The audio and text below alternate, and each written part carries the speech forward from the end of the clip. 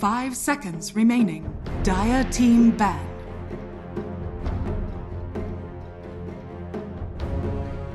Radiant team ban. Dire team ban. Right, let's do this. Radiant Hello, team everybody, ban. and welcome to the Super Major NA Dire Qualifier. team Sunswing here with BSJ.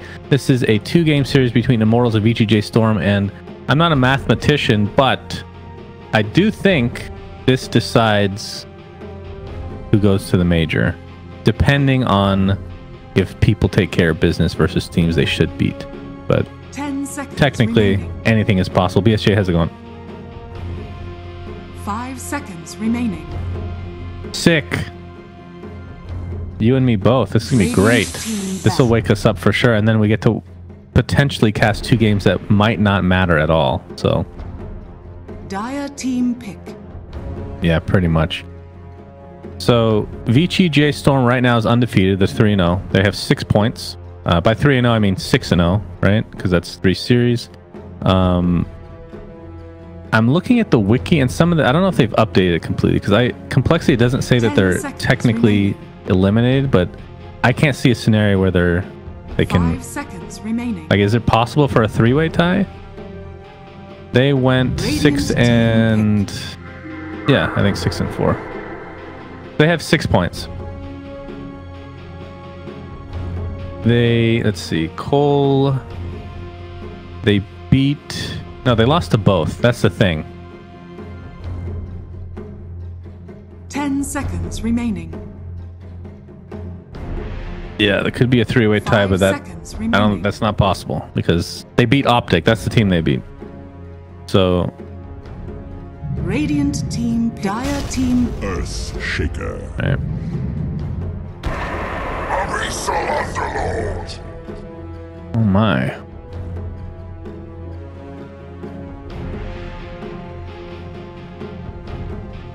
Indeed. I don't think we haven't seen Io yet for 10 seconds any team, remaining. actually. 5 seconds remaining. Radiant team ban. Life Stealer.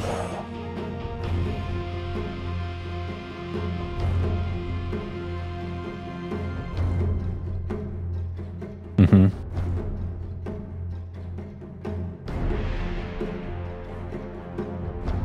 Ten seconds remaining. Actually sounds pretty disgusting. 5 seconds remaining.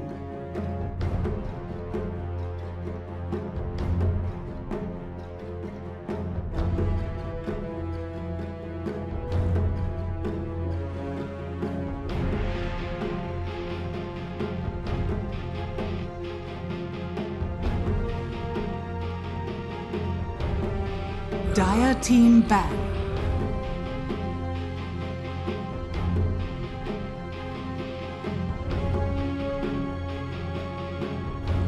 Radiant team ban.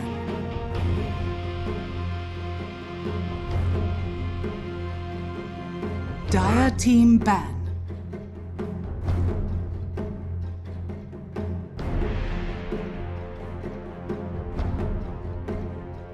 You think Io and Lifesteal are actually a good combo? Or is this just getting 2 high value picks and then figuring it out later? Because Io can always... 10 seconds remaining. 5 seconds remaining. Radiant team pick.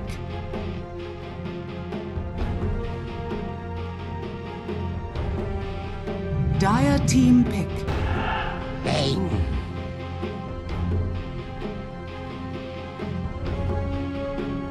Mm-hmm.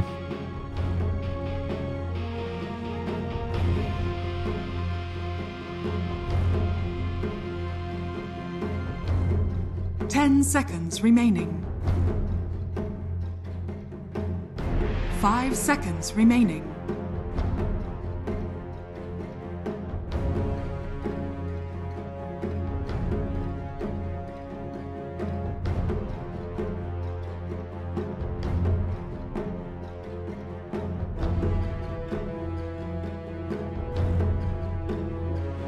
Radiant team. Oh yeah, he's gonna get his hero for sure, unless somebody's playing core Bane like not No Tail, like no one back in Galaxy battles. I can't remember the name of the land. Dota Pit.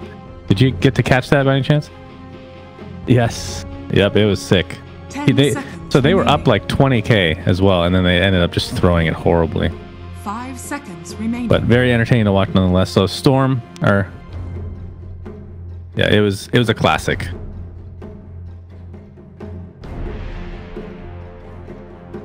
Mm-hmm.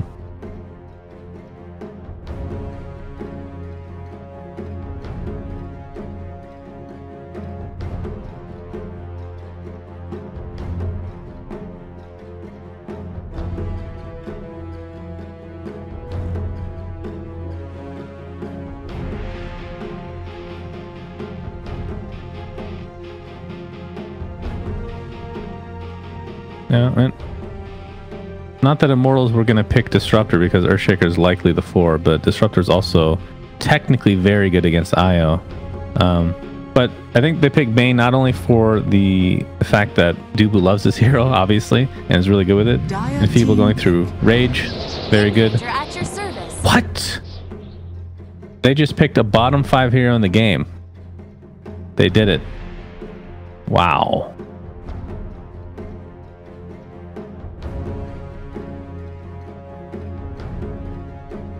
Seconds remaining. 5 seconds remaining.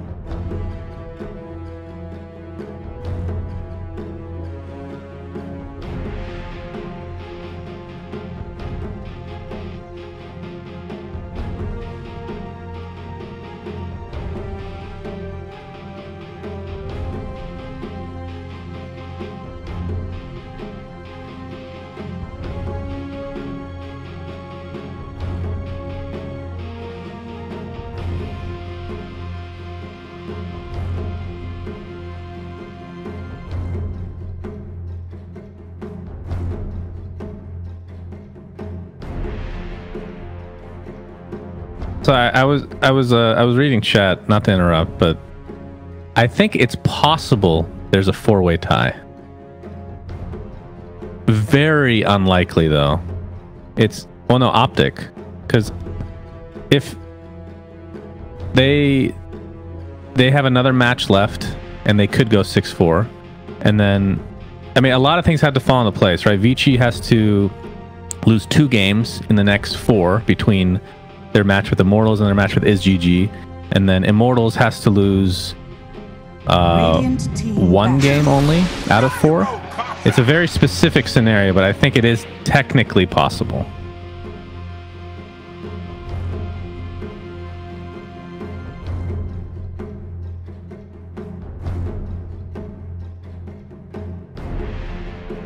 Seconds remaining.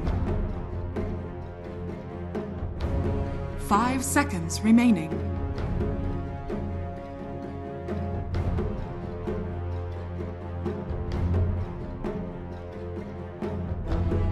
Mm-hmm.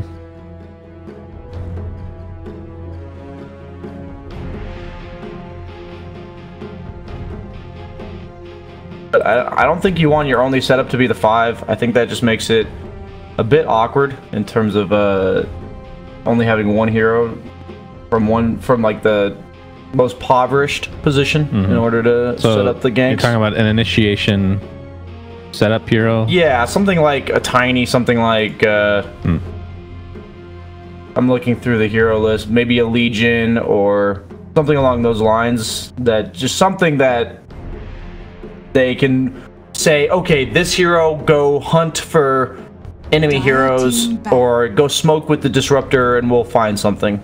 So they go for the Doom, which, like, even though it's not a traditional stun setup hero, with the relocate, it actually is, because once you Doom the person, you can relocate on that person. So that does solve. They picked the Doom. Was that VGJ that picked the Doom? Or we've been seeing a decent amount of Doom. I think we've seen like 3 or 4 Dooms. Really? We have? Yeah. They've been very not... I mean, I remember 1 game specifically. I think we saw 1 or 2, and then we saw like a couple in the games that we like were watching from the sidelines. I guess that's probably true, yeah. I'm not sure who played it. But the Troll Band comes out for VGJ. Yeah, quite good against pretty much all of VGJ's lineup. You talked about it being good against Gyro. It's good against Lifestealer, and they have no lockdown really between the two supports. So Troll's a hero that suffers from a lot of crowd control. Would have been quite nice for VGJ. Maybe it would have been good against whatever offlaner they're planning to pick.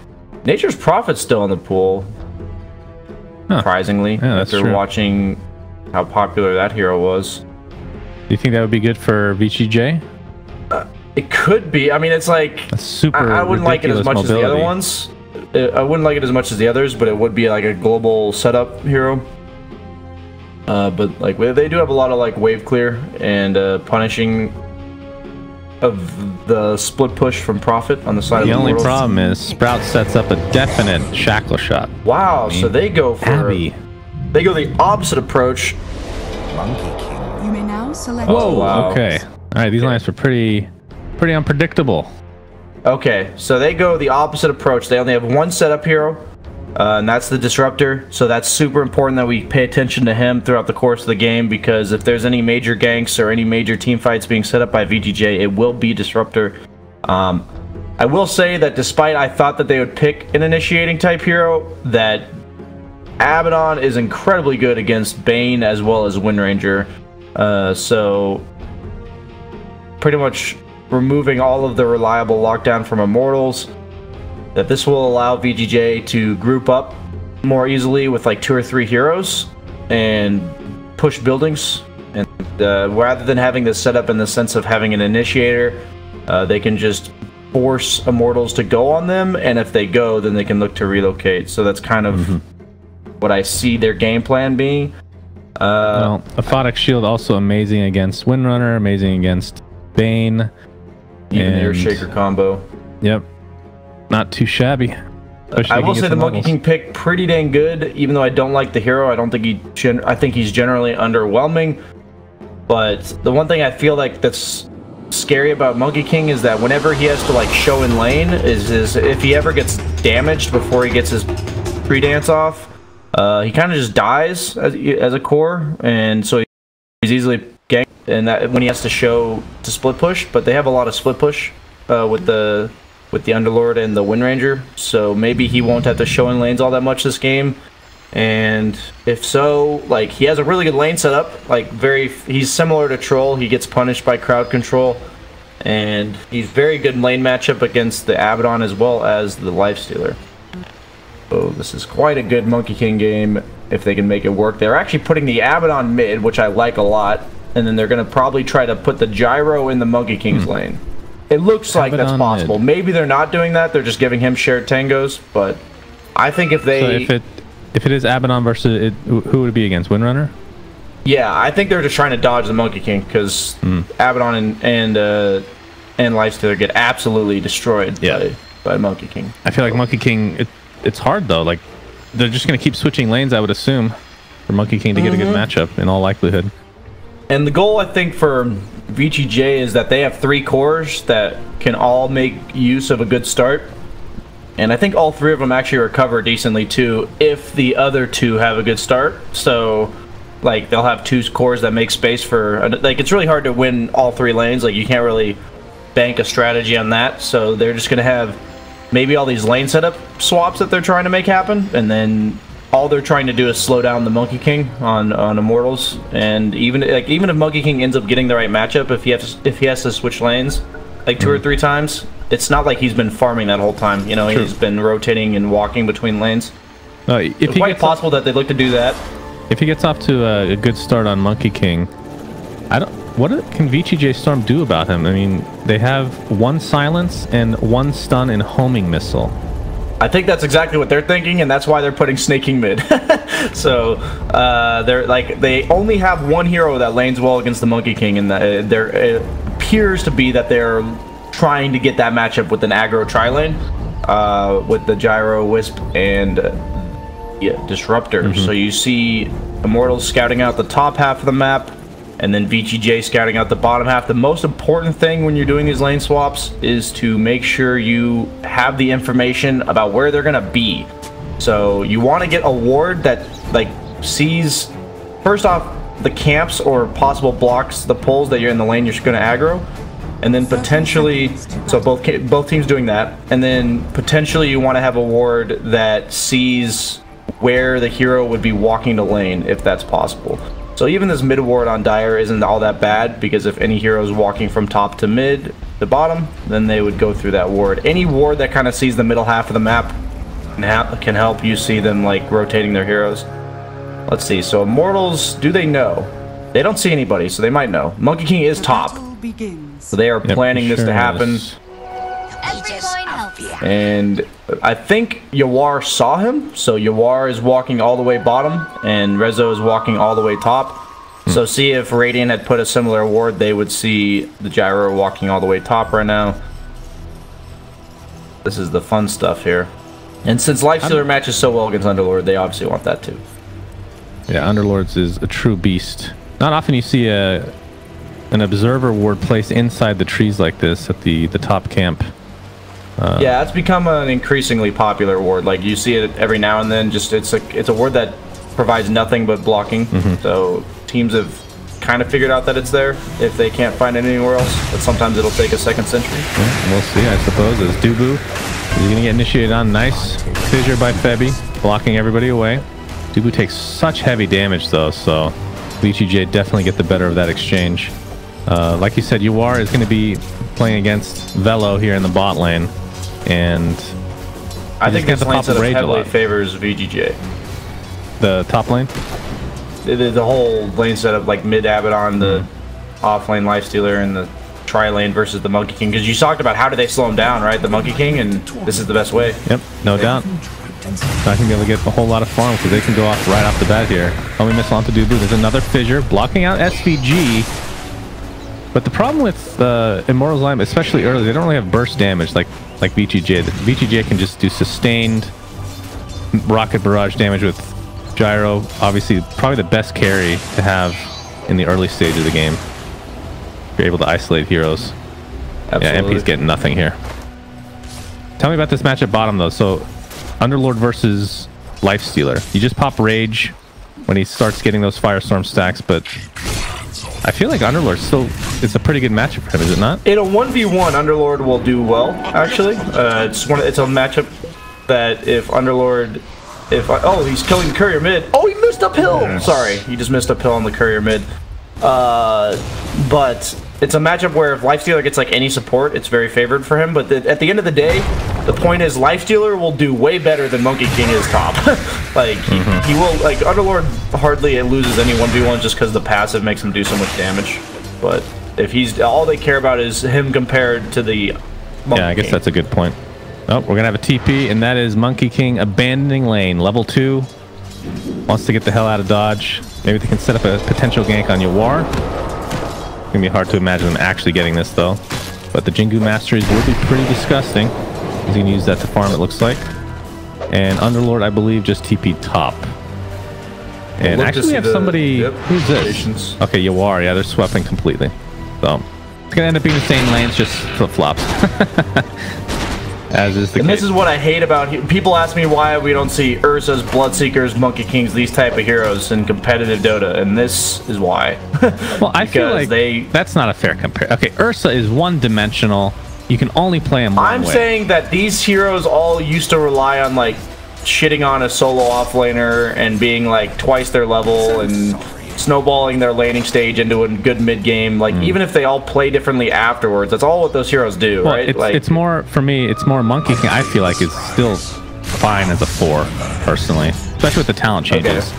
You can play him as a 4. Like Ursa, you can't play anything but the way he's played. That is true. But people, I've yet to really see a Monkey King 4 be used, so I guess I'm still leaving him in the same category, like because I see him only as a carry. But if teams start playing him as a 4, that would you're definitely right. I consider him an undiscovered gem, even though he started as a 4. His talents are insane for a position 4. I feel like that's definitely something that could be explored. Yeah, I'm kind of surprised with the Tree Dance vision as well as cast range. That teams have not been playing him at all, especially the ones that played it with like certain players that played Monkey King 4 every single game. Right. Maybe there's something we don't know. Maybe it's garbage. But yeah, you're right. It's pretty easy to counter if you have the right lineups that are essentially just aggro lineups. I guess the best way to put it. And Gyro is the epitome of aggro. MP finally getting a little bit of farm though, at 13-3, which obviously is better than it was a couple minutes ago. But at the same time, Yawar is pretty much free farming now, 20-8 in the top lane. But yeah, really, the lane gets better for Lifestealer as it goes on. 28-5. I mean, it is against a melee hero, so in the Abaddon, as we're gonna see a gank from the Abaddon of all heroes with SVG chasing. The glimpse into the kinetic field. But the shrine is available. I don't think they can burst through this, and Dudu's here to play as well. Nightmare applied to Abaddon. They're just gonna run away. So Immortals able to dodge that. They're diving bottom as well. Oh boy, yeah, and they see him. MP jumping all over the place. Okay, he's out. But he's good. That is a level 1 homing missile. And one thing they don't have in the gyrocopter is... Oh. Yeah, they're chasing SVG.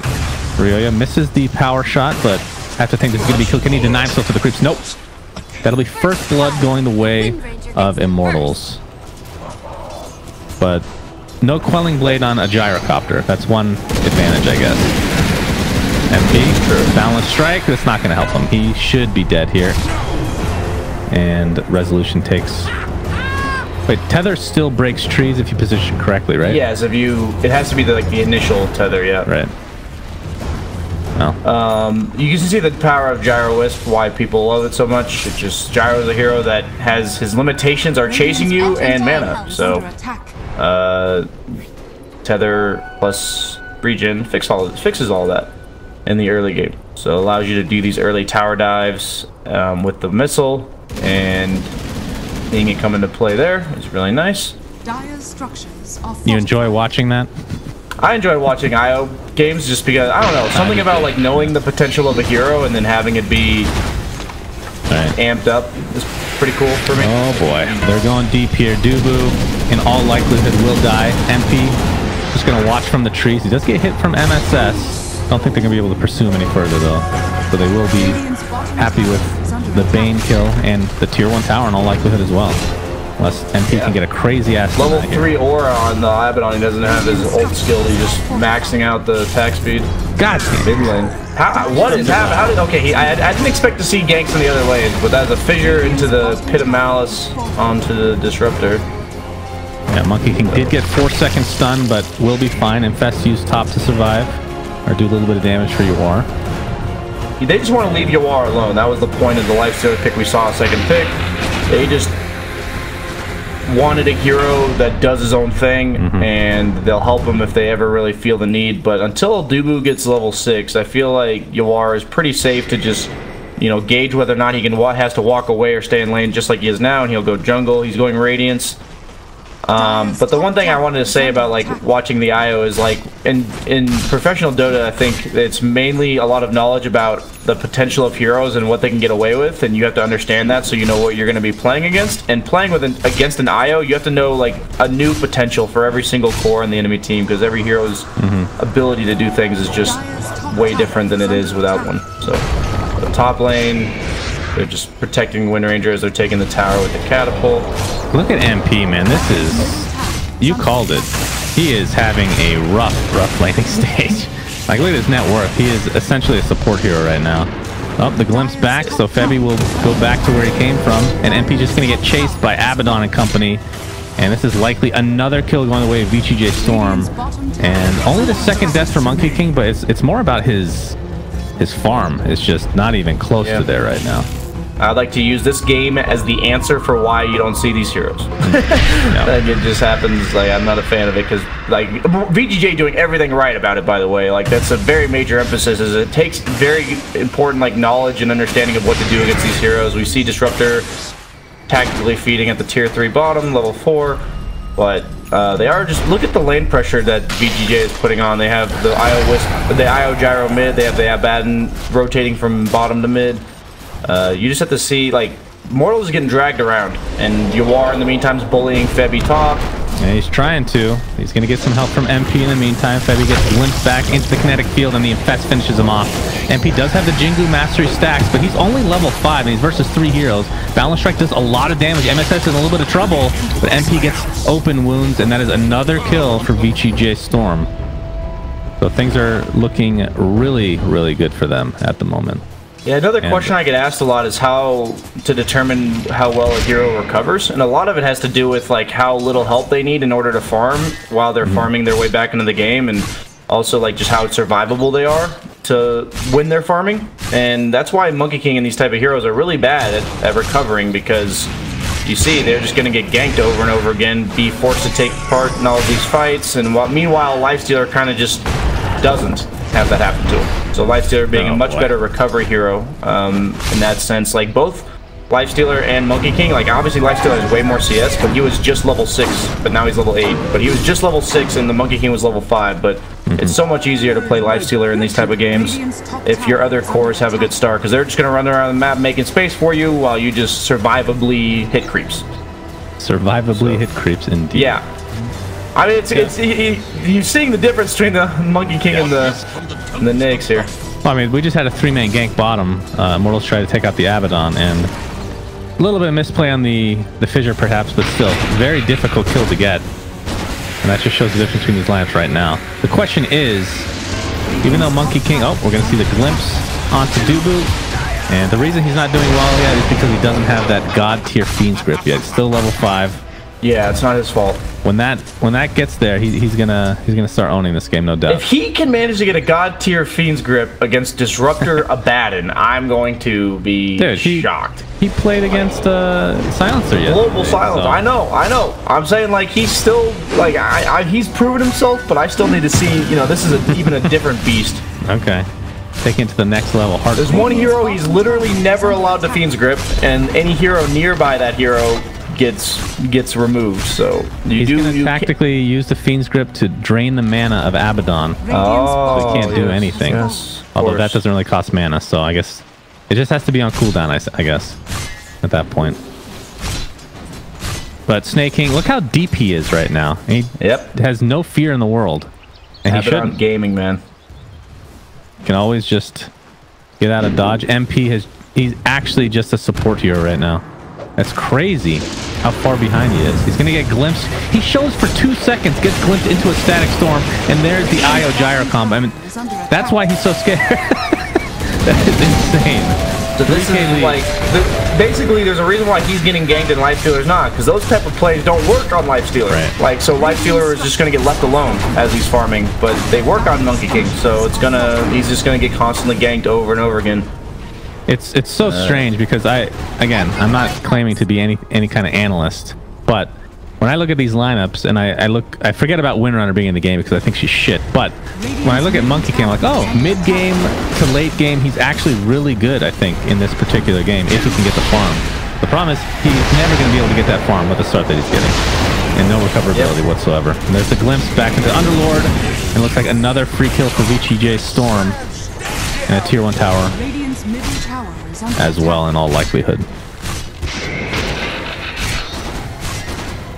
And Ryoya, what do you think about Windrunner? And actually gets a decent shackle shot, but isn't really gonna do a whole lot at level 1, unfortunately for him. He's gonna get glimpsed back. Kinetic field will not keep him in place. He is going to on Ryoya. Yes, he is. The proc chance just goes really well with the ult. It's such a weird hero that she needs buffs. I don't think anybody disagrees with that.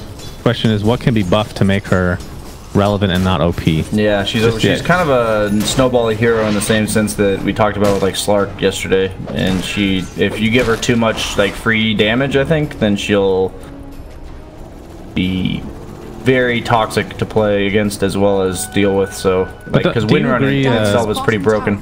Yeah, do you agree though that Shackle Shot is kind of the reason that she's either OP or terrible? Yeah, it's such a finicky spell, you know, like it doesn't feel consistent sometimes, and you're so dependent on hitting those 2-man shackles. Like if you could guarantee that she hits 2-man shackles pretty consistently, she'd be like the best hero in the game.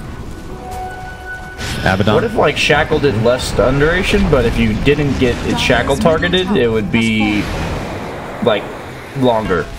Do you know what I mean? Like if it was instead of 0.75, it would be half of what it would be otherwise. Right. Yeah, potentially. Sure. Something like that. MP getting chased down. His TP was canceled. So all he can do is jump away. They do have a scan available, but I don't think they're going to really spend that much time trying to chase him down. I mean, he's not even worth that much right now. Third net worth on his team. We have an IO gank here. Velo attempting to get out of dodge. His TP attempt will be successful. So quick fingers by him. And MP is... this is rough to watch, man. So basically what you're going to be watching is VGJ.Storm putting a ton of pressure on mid and bottom, while Immortals pretty much only gets to play top, and they can't really apply much pressure, so they're just going to put a Abaddon in this lane to be like, okay, come at me if you want to go, but otherwise we'll have the other two lanes pushed in, and it looks like VGJ is basically saying, okay, we've put in pressure bottom and mid, we want to force you out of our top lane. So they bring Abaddon and Disruptor, and that actually costs IO his life. So I think they might, like, their goal because of this, what they're showing is like if they're bringing their strongest hero, like Abaddon, not like he's unkillable at this point, they want to force this tier 1 top. They've been putting a ton of pressure on bottom. They've already taken the 2 towers, and this may be setting up Roche as well, and Underlord just beating at this point because well, level 1 Dark Rift is it's pretty bad. It's a long time. Pretty bad. It's just one of those spots where, like, if you, as you mentioned, like when Monkey King showed himself, he just dies like within 2 seconds. It's like, who on Immortals can show in lane against who? You know, like they're just gonna die. Like if like any 2 cores on VGJ will kill any of the single core on Immortals. So when VGJ puts 2 heroes in one lane, like that lane, they can't go there, Immortals. And then suddenly you have that lane you can't occupy, and then you occupy a lane instead against Abaddon. You know, that doesn't feel good either. So they do get the tier 1 with that Helm Dom, as well as the attack speed bonus for the creeps from the Abaddon passive. It is 40 attack speed. It's quite a lot. Yeah, Curse of Avarice is pretty disgusting. Up, Dubu, just wrong place, wrong time. TP actually canceled as well. Velo's going to get glimpsed back into a call down against the Pit of Malice, but this is going to be way too much damage to speak of. That'll be a double kill for Resolution, as they're just going to pound at this tier 2 in all likelihood. The tier 1 is taking some damage, but Snake King has TP'd to defend it. And he has Vanguard, actually, going for a Crimson. And he will defend successfully. Doesn't look like they went for the tier 2 top, though. So playing it safe, playing it very disciplined is VGJ.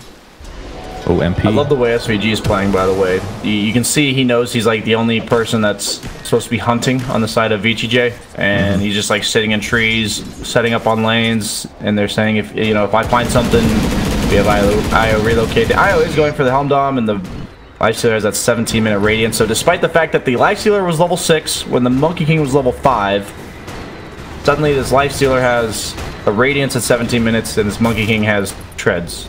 So yeah, that just does not feel good. Dubu, he wants to use Fiend's Grip. He's got itchy fingers right now. Oh. And their target will be SVG. That is what it's come to. The position 5 is their main target right now. I mean, any kill is big for them. I hear the relocate. Oh, that's a Dark Rift, sorry. They really want SVG, and I think they will find him. It takes literally all 5 heroes to do so, though. Yeah, and just look at what else is happening on the map. Bottom lane being pushed in, mid lane being pushed in. Tell me they can kill him. Okay. Gyro's farming a stack with the IO, so I think VGJ made more money in that exchange. I would say. Overall. He's going for the Solar Crest build on Lifestealer. Quite good against the Monkey King, but the Wind Ranger already does have that MKB, so they could kill Yawar if they manage to get like a Blink or like a Shadow Blade or something on the Wind Ranger. But that's the problem, is you want all of these items on Wind Ranger to be able to do Wind Ranger things, but then suddenly she's like, I need a BKB in order to actually fight them. Otherwise, I kind of just die. Things, no doubt. So that's why generally we don't see her. Like you said, she just doesn't do anything unless she has 4 items, and it's like the way that I look at her. I know they're not exactly the same, but I look at Windrunner mid as kind of like a really shitty version of Lina mid, right? Sure, the Shackle Shot can hit 2 and be game breaking, but for the most part, you're a single target hero, And the difference is Lena will actually blow people up immediately, where Windrunner is kind with of no more, items. Yeah, with like no just items. enough, with just mana, basically. And Windrunner is just like a really bad version of that. I can see that, actually. I can see where you draw that line. They are roaching on the side of VGJ. They smoked in for this. DD on the gyrocopter. They are scouting with the catapult, but it'll be too late. Yeah, the Darker's not available, so they couldn't have done any cool shenanigans with that. And they do see them as well. They see them on the board. VGJ does, so they know that they're not contesting. Yeah, not that they could fight anyway, but the DD on top of Resolution makes it add insult to injury. There's no way. 60 damage taken for the old IO. It's like one of those things where maybe they'll catch SVG, but Snaking's here, and he's just gonna walk in. And I think that's why I really like the pick in terms of the I didn't see it necessarily in the draft, but they just wanted a hero for map control rather than for pickoff. And Abaddon is map control because they have these gank heroes in the Wind Ranger, Earthshaker, and Bane, and Abaddon just gives no shits. Like, he doesn't care. He just walks down lanes. And what do? He's just like, this is an NA special for sure. Coined by Logan Bupt. Thank you to him. Some random pub player that spammed thousands of games of Abaddon. Oh. And we find Gyro top with the Aegis, though. They will respond. All right. Well, they're going to get a... Oh! Wow, that was actually instantaneous. I didn't even see Io and the tether. But he takes him back to base. Gets shackled in base. What? Got him. Oh, he got shackled in base? Okay. Matter, but... What am I missing here? Where's Earthshaker? There he is. Febby trying to run away. Snake King pops the ult, and it'll be a slow death for Febby, but they will find it eventually. And, well, Resolution is perfectly fine. And, of course, he had Aegis anyway, so wouldn't have been the worst thing in the world. VGJ doing everything they need to do. They might set up on this IO top, but he's got help. The thing is, you have the choice between an Abaddon, a Lifestealer, or a Gyro who has an IO sitting behind them. Like, what is the option for Immortals here? Like, none of those three things sound very good.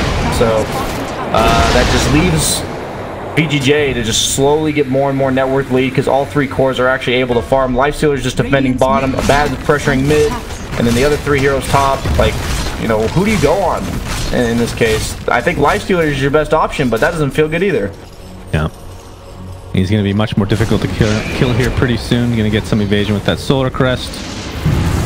And we got the glimpse back into the kinetic field along with Static Storm, and Ryoya, aka 747, is donezo. I believe there's some creep shenanigans happening with MP, but actually that might save their tier 2. There's no creeps coming for quite a while. Yeah, they are cutting on MP, so that is about all they can do. We saw Optic do it the other day when they couldn't fight, but they see the glimpse mid, and pretty much any hero that gets Disruptor to push W on them is dead. I feel like Disruptor is just one of those heroes. I don't understand why he is not a first ban every game. Like Glimpse, other than Doom, I would say it's maybe the most powerful single target spell in the game. I mean, for the cooldown it has, I think it's the most powerful single target spell in the game. It's 16 seconds is pretty bonkers. We'll talk about it after we see this push, but I think it's pretty self-explanatory. How do you go on anybody here? Yep, tier 3 down, and they're just going to continue. Shackle does not connect as per norm for Windrunner. That's just the hero in a nutshell. And this is a free racks for VGJ.Storm, and they are in dominant form right now. I think a lot of it does have to do with the picks this game, though. I do think it's draft heavy, yes. Yeah, for sure. And we can talk about that after the game. I expect game 2 to be quite different, as long as they don't pick Windrunner. Radiant's middle barracks. I mean, I don't even mind Monkey King, but it's just this game in particular did not work out for sure. I think the only way Monkey King works is if you have 3 good lane matchups, so they can't do this. Like, if you have 3 good lane matchups, then the Monkey King will have a good lane matchup. But he has one bad lane matchup. By the way, I think we're going to see it for the first time. There we go. We'll see how much difference it makes. MSS taking the brunt of it. He's actually going to go down to the balance strike. Pretty big kill. The Gyrocopter just pops. BKB gets Fiend Grip in the middle. Still taking a lot of damage from the focus fire. That's the Aegis, the buyback now by SVG. Okay. He's actually come back in with a relocate, so they're just gonna disengage now as Resolution. See if they actually cancel the tether. They do. So it ends up being a 4v5 now as SVG's back in the base, has to TP back to the shrine, but They hold. Rooting for a bit of sign of life from Immortals, just because at the end of the day, this is the deciding series of Immortals. If they drop a single game, they're pretty much done, right? Like, they are just done. Unless VGJ loses to a bad, like a team, not a bad team, but a team that we don't expect them to lose to, basically. Yeah, I mean, there's going to be a lot of emphasis on the ISGG versus whoever. Okay. But if it goes 1-1, yeah, it's basically up to ISGG at that point. Wait, no, if it goes 1-1, the only thing that can happen is VGJ getting 2-0'd by ISGG, and then they go to a tiebreaker because they're both 7-3. Like yeah, okay, so this guy, I mean, this is Immortals game. They need it, and so I will root for a sign of life here from them. Obviously, they'll still play the second game because they can still potentially make it. But it will be very, you know, it was in their own hands, this game, like we talked about yesterday, where they are in control of their own fate, but not looking too good for them. The top 3 net worths going to VGJ, up by 14,000. Not very close right now. Dubu, Bean scripts available in 5 seconds. Oh boy. Yeah, he did actually BKB the Fiend's Grip, which is not good with a Batten, because you can't shield your teammate when they have BKB on. So that's kind of like something that maybe in the future Rezo will, maybe he didn't know that, maybe he just wasn't thinking about it. But since he had Aegis, a little surprised he BKB'd off the BKB during the Fiend's Grip, just because he can get shielded if he's not. I always forget that the mana drain goes through Fiend's Grip, or through BKB. Yeah, it is pretty crazy. If you get Fiend's Grip full duration, you're almost always dead, no matter how far ahead you are. And he had a BKB popped with Aegis, and he still ended up dying once, but killing him twice is a whole nother story. Yeah, VGJ. Did he get seen? Yeah, he got seen, but they will let him go. MP. All he has right now is a Battle Fury. We're 26 minutes in. They scan, and they see him, and they see the Boundless Strike now. SVG looking for the kinetic field. Oh, how'd they catch him? How the what? He wasn't Thunderstruck, was he? Maybe he was. Well, he was not Thunderstruck, for sure. Wow. I actually have no idea how they saw him there. I mean, they knew he was there because he Boundless Strike, but I don't think the kinetic field gave vision soon enough, so that's quite a puzzling one. Well, that's 35 seconds on the deck for him. Looks like he is going towards an S and Y and then BKB if he'll ever get to that. Dubu gets 4 shot. Actually, technically 3. With the Radiance Burn taking care of things. And we had an IO gank. MSS gets credit for that kill on Velo. And I don't even think you need to wait for Aegis. I mean, they could play super disciplined and not take any chances, but I can't see a scenario where they're going to lose this fight. Especially when 3 just died. Rio yet? Pops that win run. We're seeing that damage coming to play. There's Febby with the Echo Slam. Lifestealer at half HP, but the Radiance Burn kills off Windrunner. And that's kind of the state of things right now. Febby gets Nightmare. It's going to delay the inevitable. Does drop to the deck. And there's a buyback now onto the Underlord. But at the same time, Resolution, MSS are taking out bottom racks. Who cares if you get a 2-man shackle on a bat? He just ults and shields the other guy. Yeah, for real. That does not matter. Yeah, the glimpse back on the Velo. This is going to end up being a dieback, and in all likelihood, the GG call coming up. MP will cast his second Wukong's command of the game. We'll get SVG, but then die straight after. And GGs are called. So that's 1 game in the books for this 2-game series. And again, VGJ.Storm in commanding position to go to this major. The Super Major. Yeah, the problem I have with the draft, just to sum it up as briefly, but it is a full step process through the draft. I think it was a clear out draft. Like, what happened was they picked Earthshaker, Underlord, and then they countered it with Lifestealer. So Lifestealer counters both of those heroes for the reasons